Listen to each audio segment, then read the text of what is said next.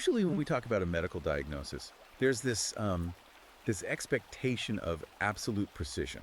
You know what I mean? Oh, yeah. Like you want a totally clear answer. Exactly. You break your arm, the x-ray shows that jagged white line, and the doctor just points and says, there it is. It's binary. Right. It's either broken or it's not broken. Yeah, but the moment you step into the world of modern cultural narratives or, systemic sociology, that x-ray machine just completely shatters. It really does. You find yourself looking at this diagnostic landscape that is just entirely murky. So murky.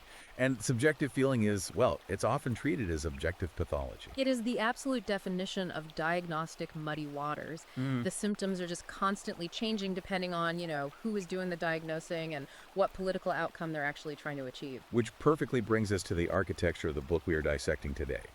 For you listening right now, we are pulling apart a highly provocative, incredibly dense new ebook that has been making, frankly, massive waves. Massive waves. Especially for listeners who follow the men's rights or the red-pilled manosphere spaces. Right. It's titled Victimhood Delusion, Surgical Epistemology and Satirical Bludgeons for the Awakened Man. And it's by Conrad Riker. And it is explicitly framed as this heavy caliber philosophical ammunition. It's basically a manual. Yeah, a manual for understanding the history and the current state of our modern institutions before they were, according to the author anyway, entirely captured by feminists and cultural Marxists. And before we get into it, we need to be really clear with you listening. As your guides today on this deep dive, our job is not to take a political side here. No, not at all. We are not endorsing either the left wing or the right wing perspectives presented in this text. Right. Our mission today is purely journalistic and analytical. We are going to impartially deconstruct exactly how Riker builds his worldview. We want to map out his arguments, his historical frameworks, his logic, just so you can fully understand the actual mechanics of his philosophy. Exactly. We're just reporting on what's in the text.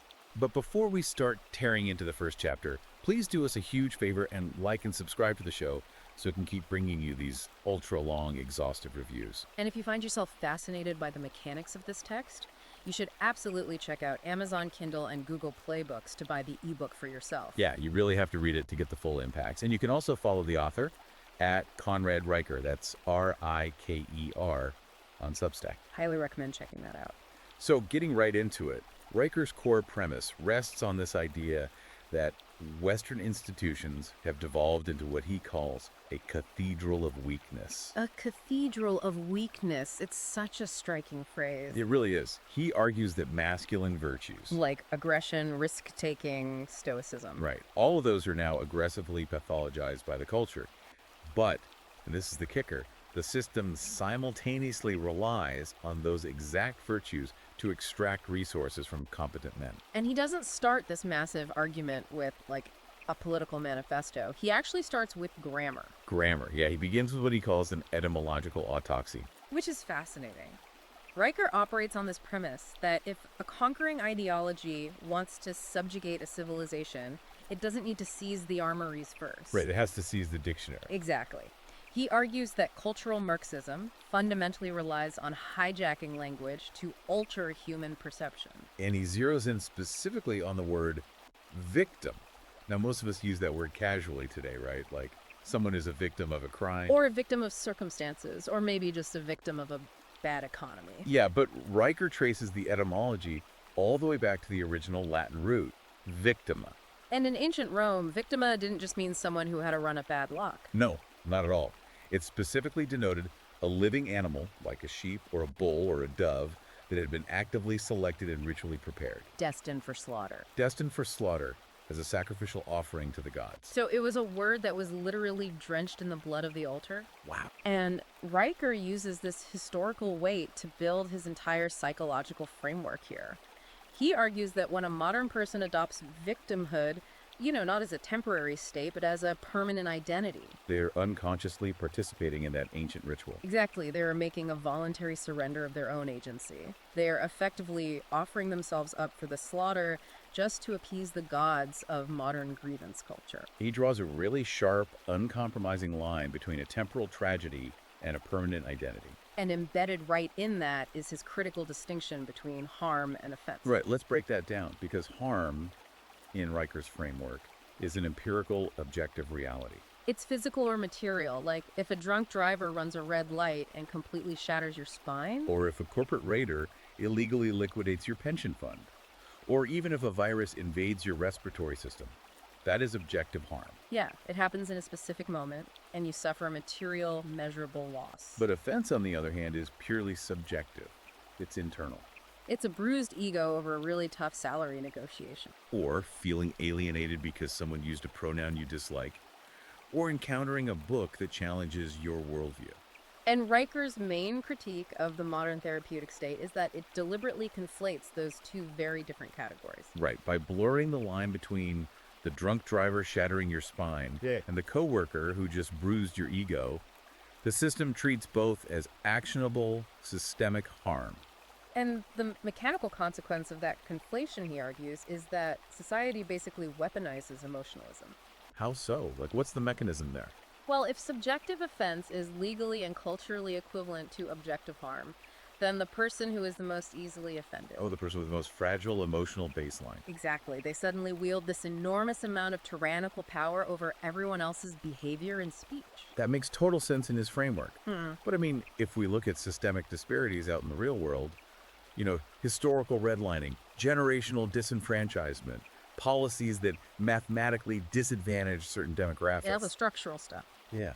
How does Riker logically reconcile that empirical reality with his intense focus on individual agency? Because it seems like it could be a massive blind spot to just hand wave away historical systems of oppression. Well, he actually addresses that friction directly through what he calls the syllogism of behavioral agency. Okay, the syllogism of behavioral agency. Yeah. Riker insists on using formal, cold logic to strip all the emotional resonance out of sociological data. So his major premise in the syllogism is that statistical group disparities are overwhelmingly driven by differences in aggregate choices. Aggregate choices, so varying thresholds for risk tolerance, biological imperatives, things like that. Exactly, rather than invisible animus or structural hate. So I want to make sure I'm mapping his logic correctly for you guys listening. The minor premise then would be that a rational, functioning society has to evaluate individuals based on their specific, localized agency and output. Right, rather than their demographic category. Okay, so his conclusion is that attributing any statistical disparity to an invisible, systemic conspiracy, like structural racism or the patriarchy, is basically a logical fallacy. Yes, a fallacy that effectively robs the individual of their own agency. Wow, okay. That is a very mechanical progression. It is. He argues that if men, for example, in aggregate, earn more money over a lifetime, it isn't because a shadowy cabal of executives is intentionally suppressing female wages in a back room somewhere. So what's his explanation for the wage gap then? He says it's because men, on a statistical average, choose different majors in university, usually less fulfilling but higher paying STEM fields. They negotiate aggressively without fear of social friction. And they disproportionately take on those higher risk, higher stress jobs that require extreme physical or temporal sacrifice. Right. And he argues, look, if there is a specific statute or law holding you back, you should absolutely point to it and demand it be repealed. But if you can't point to a specific law, and you're instead blaming an invisible, omnipresent force for your lack of success, then you are practicing a theology, not analyzing reality. That's his phrasing. which naturally moves us to the central theology he really attacks in this book. Because if modern victimhood is a manufactured identity that requires a scapegoat, then the system needs a manufactured oppressor. To justify its own existence, yeah. Exactly. And in Rucker's view, that manufactured oppressor is the patriarchy. But he doesn't just reject the modern feminist definition of it. He completely reconstructs the concept of patriarchy from the ground up. Starting again with the etymology, which he loves to do. Yeah, back to the Greek roots. Pater, meaning father, and archine, meaning to rule. Modern cultural narratives frame patriarchy as this oppressive, localized cabal of men working in concert to subjugate women just for their own amusement. But Riker frames it entirely differently. He views patriarchy as a brutal but necessary historical social contract. A social contract, not a conspiracy. Right. He says it was an organizational technology that was absolutely required for civilizational survival in a world of extreme scarcity, disease, and violence. He argues that it was a trade, fundamentally. Yes, society granted men authority over the family unit, but in exchange, it extracted a massive, often fatal cost. Male provision, male protection, and ultimate male liability. Exactly. Authority was tethered directly to responsibility. If the family starved in the winter, that was the father's failure. If a neighboring tribe attacked, it was the father's blood that was spent on the shield wall.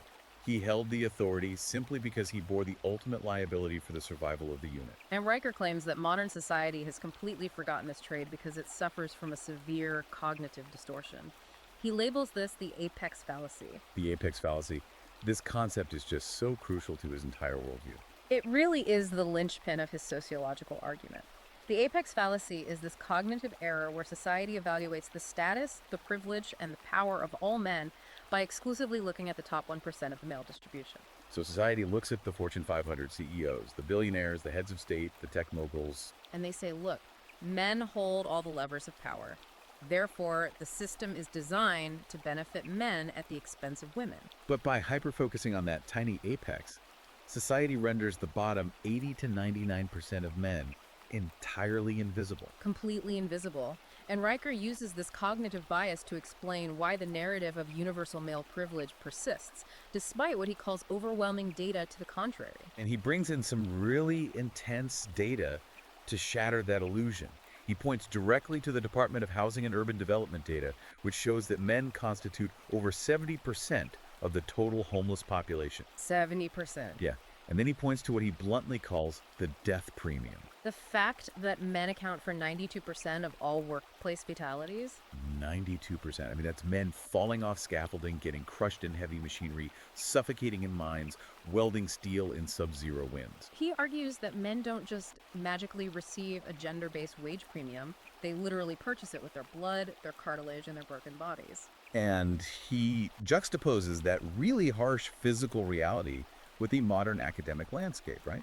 Noting that women now earn roughly 60% of all university degrees. 60%! They dominate the majority of white-collar entry-level positions and graduate programs. Yet, as Riker points out, there is zero institutional call from the cultural establishment to implement affirmative action for boys, or even to investigate why young men are failing so badly in the education system. And to really hammer this home, he uses this incredible visual analogy that I think listeners will find very striking. The armored personnel carrier. Yes. Riker asks the reader to picture the modern civilizational convoy as this massive, heavily armored personnel carrier, just grinding its way through hostile territory. Okay, so inside this heavily reinforced vehicle, you have the beneficiaries of the system, the modern academics, the laptop class, the HR directors. And they're sitting in the air conditioning, completely insulated from the elements and the danger outside. And what are they doing? They are complaining that the suspension is too bumpy. They are literally writing dissertations about how the internal seating chart of the vehicle is inherently oppressive and needs to be completely dismantled. While entirely ignoring the reality of what is happening outside the armor. Right. Outside the vehicle, you have the competent working class men walking point. They are the ones actually building the roads, catching the bullets, triggering the landmines, and bleeding in the dirt just to keep the armored carrier moving forward. Riker argues that the modern beneficiaries inside the vehicle are the ultimate free riders. They demand all the fruits of male capability, right? Safe cities, functioning power grids, stable infrastructure. While simultaneously demanding the ideological dismantling of the very men who actually provide those things. Which brings up a really critical question. If men are outside taking all the physical risks and building the foundational infrastructure, we have to examine how the internal systems of that armored carrier, like the legal system and the cultural rules, became so demonstrably hostile to the people keeping the vehicle moving. And that brings us right into the legal mechanics of his argument. Specifically, his critique of what he calls gynocentrism and the legal shield of female hypoagency. Okay, female hypoagency. We need to unpack this carefully. We do, because Riker argues that our legal system hasn't just been captured by a political ideology, but by a really deep-seated evolutionary bias. He posits that because women's reproductive capacity was historically the absolute bottleneck for the survival of the human species, society developed this profound, almost unconscious instinct to protect women at all costs. While essentially treating male lives as disposable surplus. And he argues this evolutionary instinct manifests in the modern era as female hypoagency. Hypoagency is the societal, cultural, and legal presumption that women lack full moral and causal culpability for their actions. It is the framework that basically treats adult women as legal infants. So if a woman makes a terrible mistake or commits a crime or acts with extreme vindictiveness, the therapeutic state instinctively scrambles to find a way to explain her behavior as a reaction to something else. Exactly. The narrative immediately shifts to find a male failure, a systemic pressure, or some past trauma that somehow forced her hand. If she is violent, well, she must have been provoked. If she is negligent with her children, she must have been overwhelmed by societal expectations. And Riker argues this is actually incredibly insulting to women because it completely strips them of full adulthood and agency. But more insidiously, he says it positions the state as a surrogate beta provider. Right. Stepping in with the threat of police force to protect women from the consequences of their own choices while actively extracting resources from men to fund that exact protection. He traces this shift by looking at the evolution of family law, which is really interesting. Under traditional English common law, custody of children actually defaulted to fathers, not mothers. And Riker is quick to point out that this wasn't some act of sadistic misogyny or a desire to separate mothers from their children. No, it was a legal reality based on the concept of coverture, the fact that authority was inextricably yoked to financial liability. The father was legally and entirely financially responsible for the estate, the debts, and the actual survival of the children. Because he carried 100% of the liability, the law granted him the authority over the custody. But then Riker looks at the architecture of modern family law and no-fault divorce, and he categorizes them as pure mechanisms of unilateral extraction. Unilateral extraction. He argues that the moment a man signs a marriage contract today, his future labor is essentially mortgaged to the state. Because upon dissolution of the marriage, regardless of who is actually at fault or who even initiated the divorce, the state will aggressively enforce wealth transfers. Through alimony and child support, which mostly go to mothers. The liability remains on the man, but the authority has been completely stripped away and handed to the state. And he backs this up by targeting very specific legal frameworks. The most prominent one he hits is the 1981 Duluth model of domestic violence intervention. Okay, the Duluth model. This is a fascinating piece of institutional history. It essentially created the framework for how police departments all across the Western world respond to domestic violence calls. Yes. The model frames domestic violence purely as a mechanism of patriarchal control. It posits that men use violence to maintain dominance over women. Full stop. But Riker argues the Duluth model isn't an empirical diagnostic tool at all. He says it is a purely ideological manifesto that actively ignores reality. And he points to the exhaustive empirical data compiled by researchers like Murray Strauss. Strauss's studies consistently found incredibly high rates of reciprocal mutual violence in domestic disputes, completely regardless of the size or gender of the participants. Wait, really? So Strauss's data show that women initiate domestic violence at roughly the same rates as men? Yes, exactly.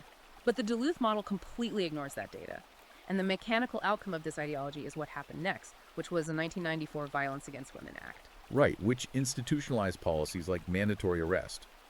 Under these policies, if police are called to a domestic dispute, they are heavily pressured, or even legally required, to arrest someone. And because the Duluth model trains officers to view physical power and size as inherent evidence of guilt, the man is almost always presumed to be the aggressor. Riker argues this effectively strips men of the presumption of innocence in their own homes. Even if the man has defensive wounds and the woman does not, the mechanistic training of the police often results in the man being taken away in handcuffs, just because his biology makes him the presumptive oppressor. To further solidify this legal critique, Riker relies heavily on a 2012 University of Michigan study conducted by law professor Sonja Starr. This is a vital empirical data point in his argument, so listen closely to this.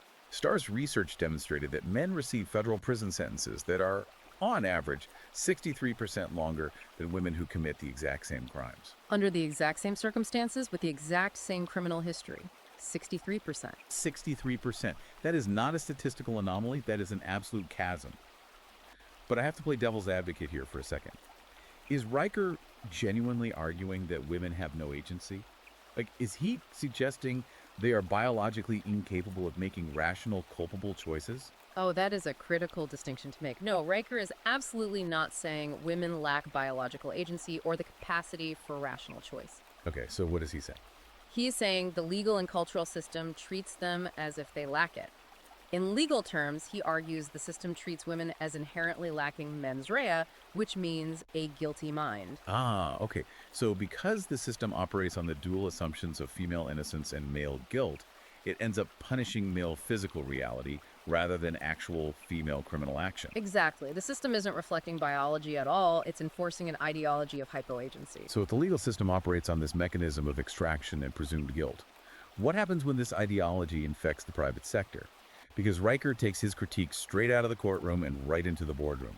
Yes, he diagnoses what he sees as the false morality of equity and the rise of what he calls the HR parasite. If the cathedral of weakness dominates the legal sphere through the enforcement of hypoagency, Riker argues it dominates the corporate sphere through linguistic warfare. And its primary weapon of conquest is DEI, diversity, equity, and inclusion.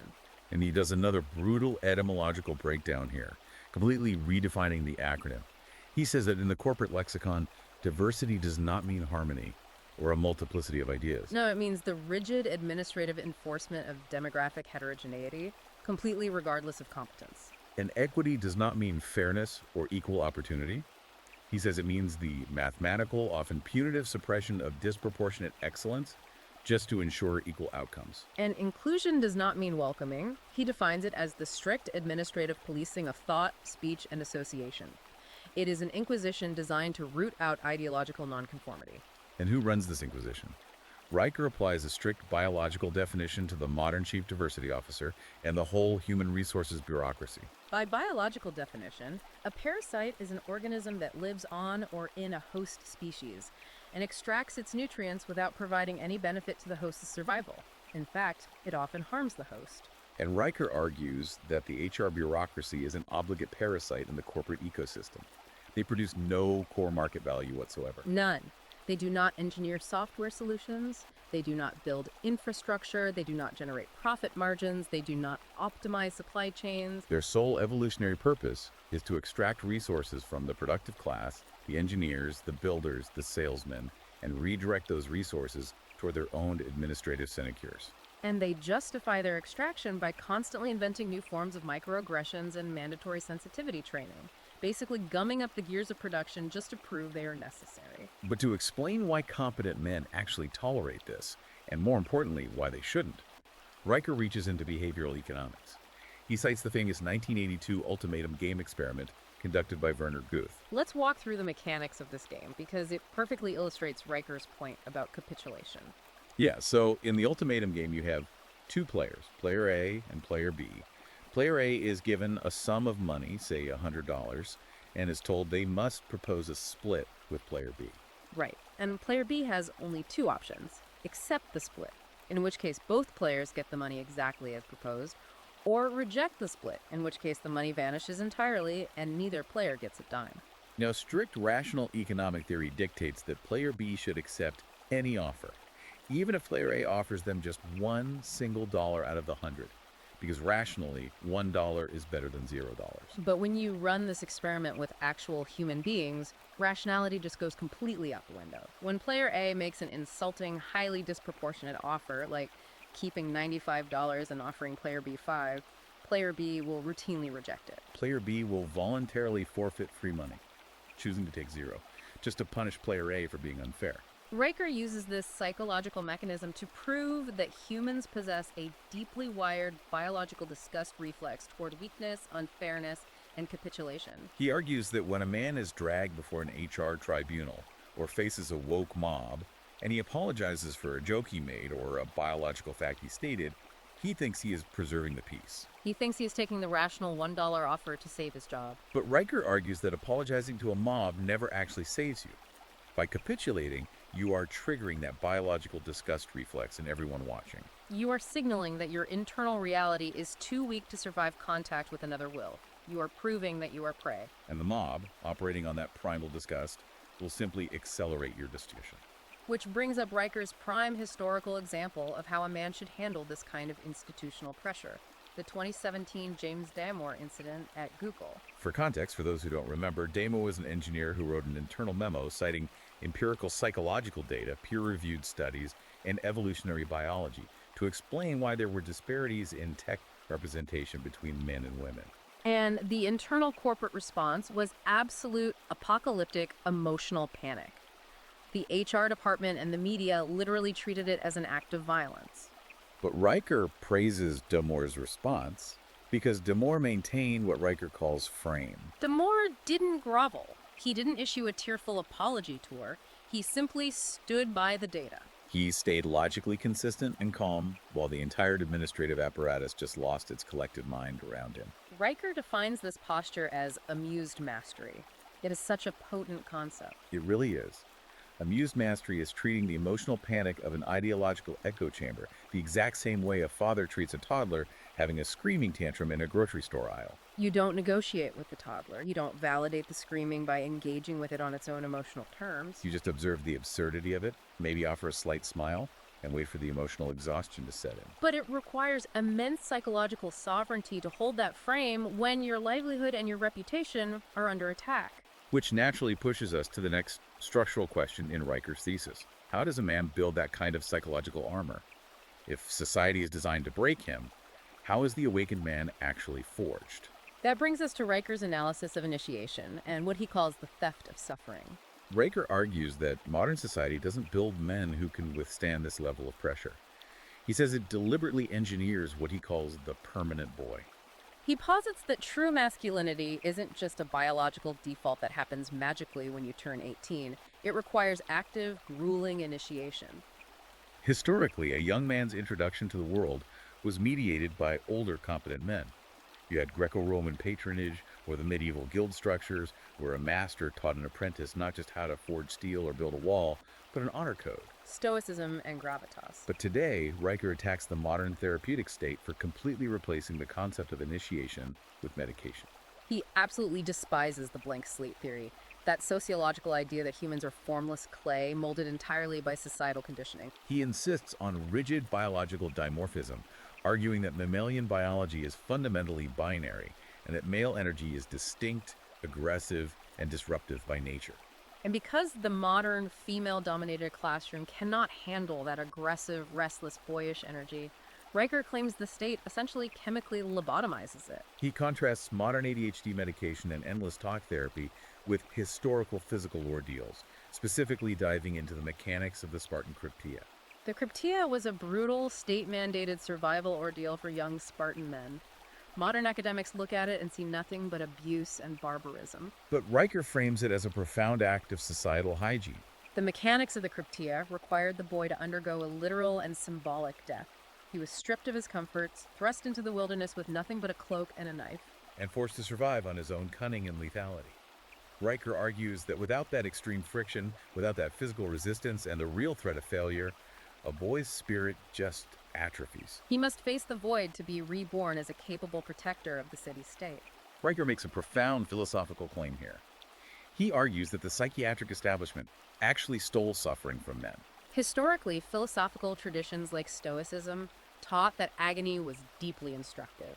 Despair was viewed as a worthy opponent in the arena of the mind, and struggle was the forge that created wisdom. Now, if a young man feels the existential dread of a purposeless life, a therapist just hands him an SSRI and tells him the war is all a chemical imbalance in his head. It is the ultimate disarmament of the male soul. He is told his angst is a sickness to be cured, rather than a signal that his life lacks a crusade.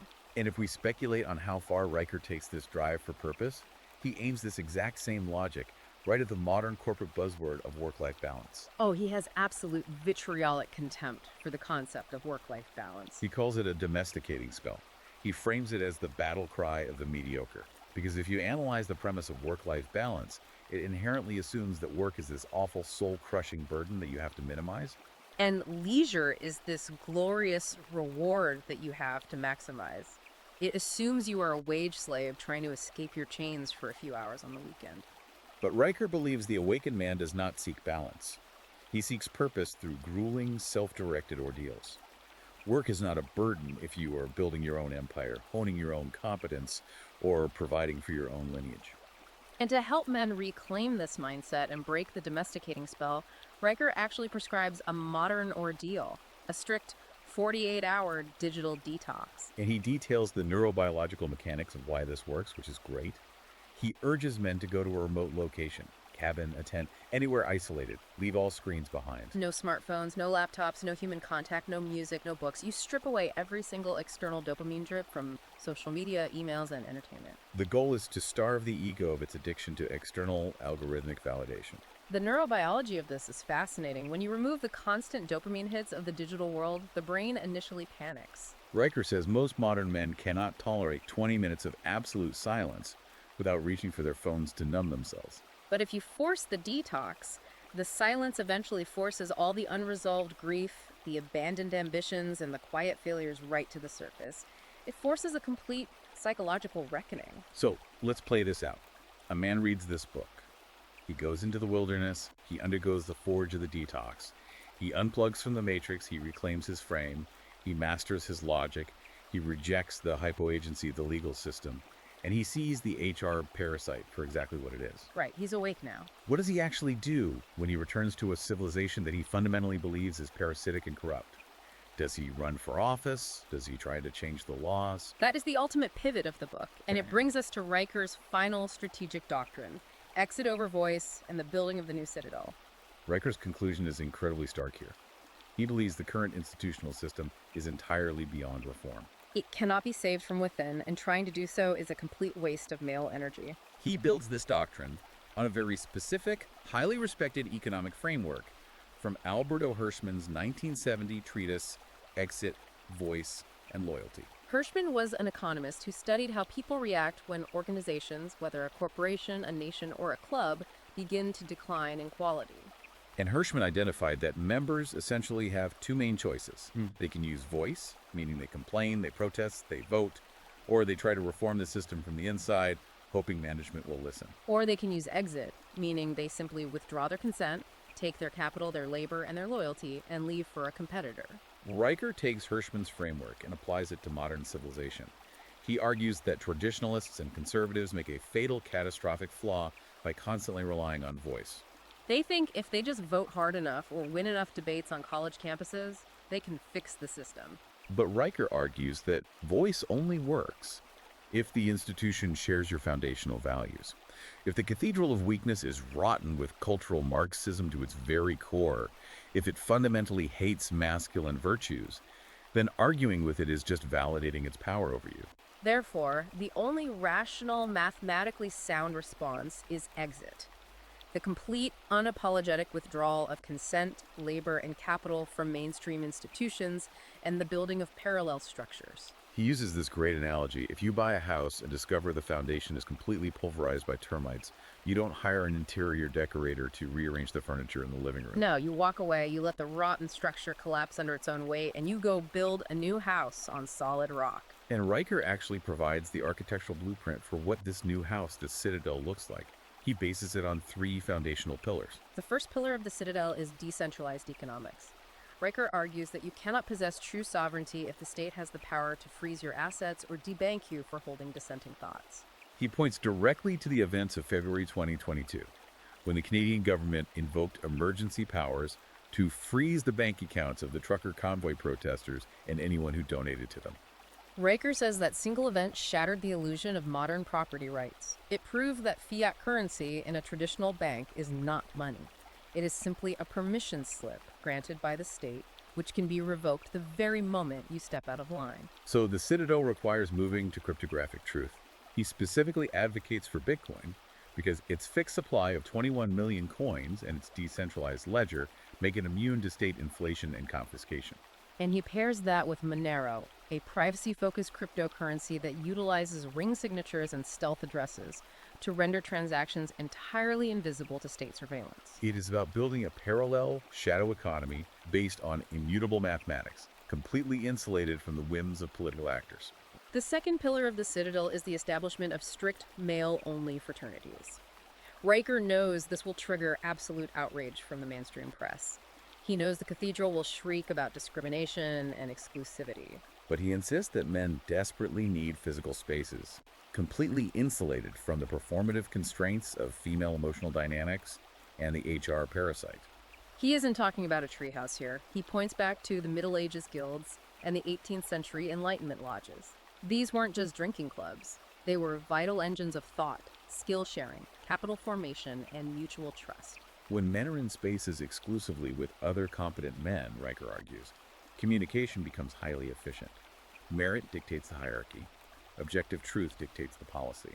And men can speak freely without the fear of triggering the legal shield of hypoagency or HR retribution. And finally, the third pillar of the Citadel, which is undoubtedly the most intense and controversial: sovereign defense. Riker observes the trajectory of modern society, where he sees the state actively defunding police forces, criminalizing self-defense, and failing to protect its citizens from chaos. In that vacuum, he argues that men must revert to their primary biological imperative as protectors of their immediate tribe. He advocates for the formation of localized, highly trained, armed mutual defense groups. He bases this strictly on the legal frameworks of castle doctrine and stand your ground laws. He is very careful to say this is not about initiating violence or insurrection. It is a cold recognition of reality. The state is failing to provide the protection that was originally promised in the patriarchal social contract. Therefore, the man must become the sheepdogs again. As Riker puts it in one of the most striking lines of the book, the wolf does not respect the shepherd's philosophy, he respects the shepherd's dog. The Citadel requires a complete withdrawal into self-reliance at the local community level, defended by men who simply refuse to be victims. We have covered an immense amount of philosophical and tactical ground today. To synthesize Riker's ultimate thesis, he believes that a civilization operating as a cathedral of weakness, a society comprised of adult infants who demand safety, and administrative parasites who extract wealth, simply cannot generate the physical infrastructure, the innovation, or the capital required to sustain itself. It is a biological and economic impossibility. The entire system is basically a fragile Jenga tower, and it is supported entirely by the compliance, the tax surplus, and the physical labor of the very competent men it constantly demonizes. Riker's ultimate conclusion is that the cathedral won't need to be overthrown by force. When the competent men reclaim their logos, their commitment to objective truth, and decide to exit, taking their capital, their labor, and their protection to build their own citadels, the cathedral will simply collapse under the weight of its own internal contradictions. It will burn itself out because it has run out of hosts to parasitize. As we wrap up this incredibly deep dive, we want to reiterate our impartiality reminder for you listening. Today was a structural, objective exploration of Conrad Riker's ideological text. We unpack the mechanics of his worldview, from his etymological autopsies to his economic doctrines, just to give you the map of his philosophy.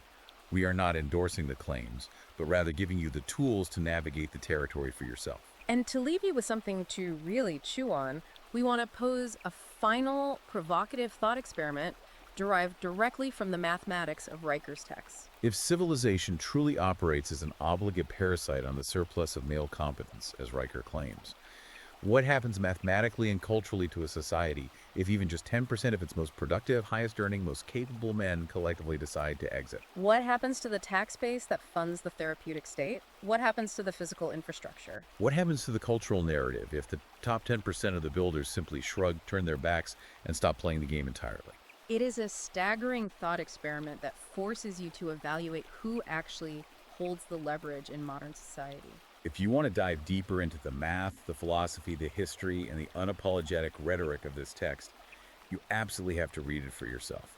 Do us a massive favor and like and subscribe to the show so we can keep bringing you these exhaustive deep dives. And once again, check out Amazon Kindle and Google Play Books to buy Victimhood Delusion. And make sure you follow the author at Conrad Riker on Substack to see how his philosophy evolves over time. We started this hour talking about medical diagnoses, about wanting a clean, binary X-ray in a world of muddy, subjective waters. Conrad Riker isn't just offering an X-ray of the culture. He's offering a sledgehammer to the old foundation and a blueprint to build a new one on solid rock. Whether you view him as a visionary architect or a radical provocateur, his work demands that you stop staring at the muddy waters and start building.